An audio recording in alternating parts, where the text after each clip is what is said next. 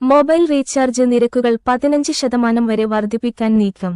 രാജ്യത്തെ മൊബൈൽ ഉപഭോക്താക്കൾക്ക് മേൽ കൂടുതൽ ഭാരം നൽകിക്കൊണ്ട് നഷ്ടം നേരിടുന്ന സ്വകാര്യ ടെലികോം കമ്പനികളെ രക്ഷിക്കാൻ നീക്കം.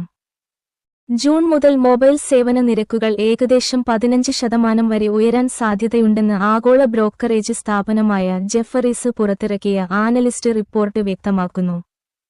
കഴിഞ്ഞ 2 വർഷത്തിനിടെ ആദ്യമായാണ് ഇത്രയും വലിയ നിരക്ക് വർധനവ് പരിഗണിക്കുന്നത്. റിലയൻസ് ജിയോ പൊതു ഓഹരി വിപണിയിലേക്ക് പ്രവേശിക്കാനിരിക്കെയാണ്. വോഡാഫോൺ ഐഡിയ ഗ്രൂപ്പുകൾ വലിയ തകർച്ച നേരിടുന്ന സാഹചര്യവും നിലനിൽക്കുന്നു. ഇവയാണ് വർധനവിന് പ്രധാന പ്രേരകശക്തിയെന്ന് റിപ്പോർട്ടിൽ പറയുന്നു. ജിയോയുടെ ഓഹരി പ്രവേശനത്തിന് മുന്നോടിയായി ടെലികോം മേഖലയിലെ വരുമാനവും മൂല്യനിർണയവും ശക്തിപ്പെടുത്തുക എന്ന ലക്ഷ്യവും ഇതിനു പിന്നിലുണ്ട്.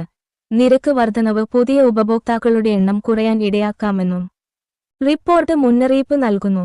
വില വർധനവ് ഗ്രാമീണ മേഖലയിലെയും കുറഞ്ഞ വരുമാന വിഭാഗങ്ങളിലെയും ഉപഭോക്താക്കളെയാവും കൂടുതൽ ബാധിക്കുക.